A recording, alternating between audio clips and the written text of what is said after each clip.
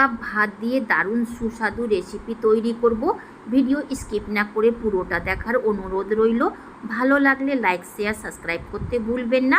আমি সরু চালের ভাত নিয়েছি, আপনি যে কোনো চালের ভাত নিলেও হবে। খেয়াল রাখতে হবে ভাতকে নরম করে সেদ্ধ করে নিতে হবে। আমি কাপে মাপ লাগিয়েছি, আপনি যে কোনো পাত্রতে মাপ লাগাতে পারেন।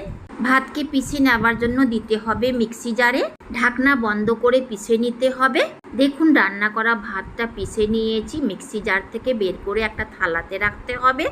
জল বা দুধ দিয়ে পিষিনি, তাই ভাতটা আঠালো টাইপের হয়ে গেছে। তাছাড়া জল বা দুধ দিয়ে পিষবেন না। নিয়েছি 1 কাপ মিল্ক পাউডার, অল্প পরিমাণে দিয়ে ভাতের সঙ্গে মিশাতে হবে। আপনি এর জায়গাতে হোয়াইটনারও ব্যবহার করতে পারেন, যেটা চায়ে ব্যবহার হয়ে থাকে। খুব ভালোভাবে ডলে ডলে মিশাতে হবে, যেন ভাতের সঙ্গে মিল্ক পাউডার খুব ভালোভাবে মিশে যায়। আরও মিল্ক পাউডার দিতে হবে, তার মধ্যে থেকে 2 টেবিল স্পুন মিল্ক পাউডার বাঁচিয়ে নেব। আরও লাগলে দিতে হবে। ভালো করে মিশিয়ে নিতে হবে, ততক্ষণ মিশাতে হবে যতক্ষণ ভাতের সঙ্গে মিল্ক পাউডার মিশে না যায়। খুব ভালোভাবে মিশিয়ে নিয়েছি। এই চিটচিটে ভাবটা কমাবার জন্য দিতে হবে ঘি। আপাতত 2 টিস্পুন মতো ঘি দিচ্ছি, পরে আরও লাগলে দিতে হবে। ঘি দিতে গেলে ডোয়ের আকার নেবে আর চিটচিটে ভাবটাও কমে যাবে। আর মিল্ক পাউডারে কোনো রকমের লাম্পস পড়বে না। দেখুন ডোয়ের আকারে চলে এসেছে। হাতের মধ্যে লেগে থাকা মিল্ক পাউডার আর ভাতটাও ছেড়ে আসছে। পুরোপুরি ডোয়ের আকারে চলে এসছে। 10 মিনিট মতো রেস্টে রাখতে হবে। একটা সসপ্যানে চায়ের কাপে 2 কাপ চিনি নিতে হবে। আপনি যে কোনো বাটিতেও মাপ লাগাতে পারেন। সেই কাপেরই 1 কাপ জল নিতে হবে। যতটা চিনি নিতে হবে তার অর্ধেক জল। সুগার সিরাপ বানাবার জন্য চাপাতে হবে ওভেনের উপর। ফ্লেমকে ফুলিয়ে রাখতে হবে। নেড়ে চেড়ে ততক্ষণ রান্না করতে হবে যতক্ষণ চিনি পুরোপুরি মেল্ট না হয়ে যায়। খুব ভালোভাবে বলক উঠে গেছে, কিন্তু চিনি এখনও পুরোপুরি মেল্ট হয়নি। 3 মিনিট মতো রান্না করে নিয়েছি, চিনি পুরোপুরি মেল্ট হয়ে গেছে। দিতে হবে এলাচ পাউডার। ভালো করে মিশিয়ে ততক্ষণ রান্না করে নিতে হবে যতক্ষণ এই সুগার সিরাপের মধ্যে চিটচিটে ভাব না চলে আসে। একে 1 তার বা 2 তারের সিরাপ তৈরি করার কোনো দরকার নেই। দেখুন এই রকম চিটচিটে ভাব আসতে গেলেই সুগার সিরাপ তৈরি হয়ে যাবে। দিতে হবে অল্প পরিমাণে লেবুর রস, এতে সুগার সিরাপটা জমবে না। টোটাল এই সুগার সিরাপকে আমি 5 মিনিট মতো রান্না করেছি ফুল ফ্লেমে। নেড়ে চেড়ে সুগার সিরাপের সাথে লেবুর রসকে খুব ভালোভাবে মিশিয়ে দিয়ে ওভেনকে অফ করে দিতে হবে। ঢাকা দিয়ে রাখতে হবে যেন সুগার সিরাপ ঠান্ডা না হয়। ডোকে 10 মিনিট রেস্টে রাখার পর দিতে হবে 1/4 টিস্পুন থেকেও কম বেকিং পাউডার, তার থেকেও কম বেকিং সোডা, বলতে গেলে 2 পিঞ্চ মতো দিয়েছি। ডো যদি পরিমাণে এর থেকেও বেশি থাকে তো বেকিং সোডা আর বেকিং পাউডারকে একটু বাড়িয়ে দিতে হবে। হাতে নিয়েছি 1/2 টিস্পুন মতো ঘি। বেকিং পাউডার আর বেকিং সোডার সাথে ডোকে খুব ভালোভাবে মিশিয়ে দিতে হবে। ডোটা খুব ভালোভাবে সেট হয়েছে, মেশাতে গিয়ে হাতে লেগে যাচ্ছে না। থেসে থেসে 2 মিনিট মতো মিশিয়ে নিয়েছি। এর ছোট ছোট ডো কেটে নিতে হবে, যেন ডোয়ের আনাচে কানাচে পর্যন্ত বেকিং পাউডার আর বেকিং সোডা যেতে পারে। ডোগুলা ঠিক এই সাইজে কেটে নিব, আপনি এর থেকে বড়ও কেটে নিতে পারেন।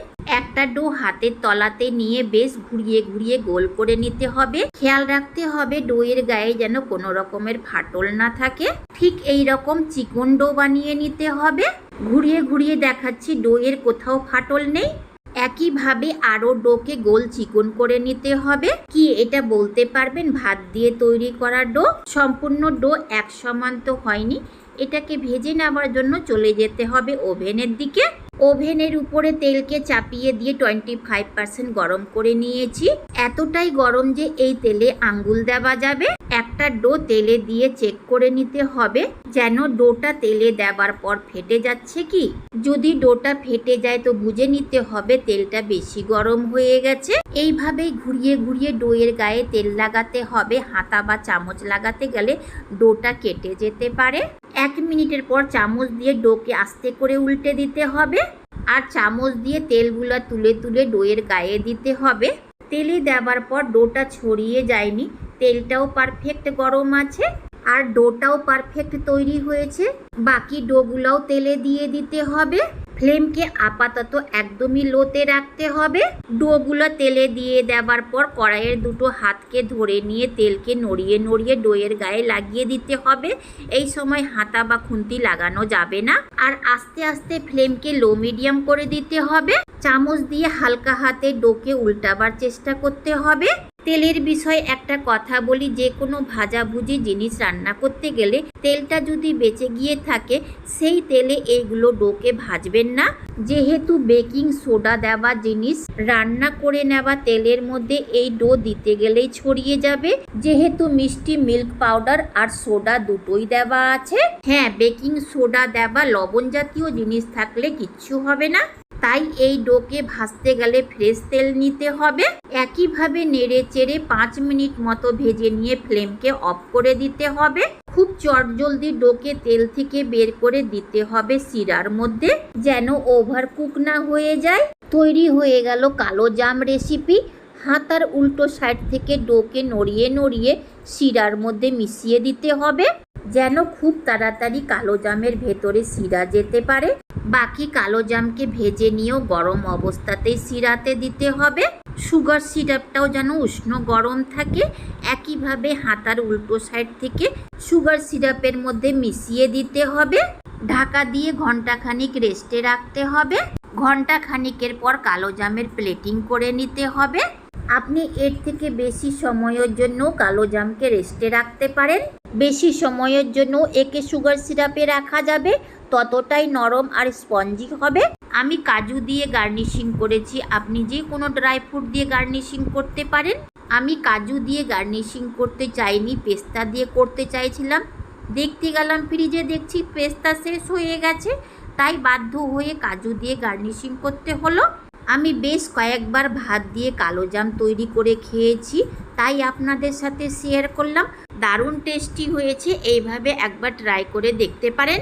কালো জাম তো আপনারা অনেক খেয়েছেন, না হয় একবার ভাত দিয়েই বানিয়ে খেয়ে দেখুন। কালো জামকে কেটে দেখাবার জন্য দুটো কালো জাম প্লেটে নিয়েছি, চাকু দিয়ে কেটে নিতে হবে। কেটে নেবার পর ভেতরটা দেখুন কেমন জালির মতো লাগছে। অন্যটাও কেটে নেব চাকু দিয়ে। দেখে বোঝাই যাচ্ছে কালো জাম কতটা স্পঞ্জি হয়েছে। দেখুন এর মধ্যে রস ভেতরে কতটা আছে। কালো জামকে চেপে দেখাচ্ছি কতটা রস পড়ছে। এই রকম জালিদার হতে গেলে ভীষণ নরম তুলতুলে আর স্পঞ্জি হবে কালো জাম। এই জালির মধ্যেই সুগার সিরাপ ভর্তি থাকে, তাই নরম তুলতুলে হয়ে থাকে। যদি ভালো লাগে তো অবশ্যই কমেন্ট, লাইক, শেয়ার করবেন। শেষ পর্যন্ত দেখার জন্য অনেক অনেক ধন্যবাদ।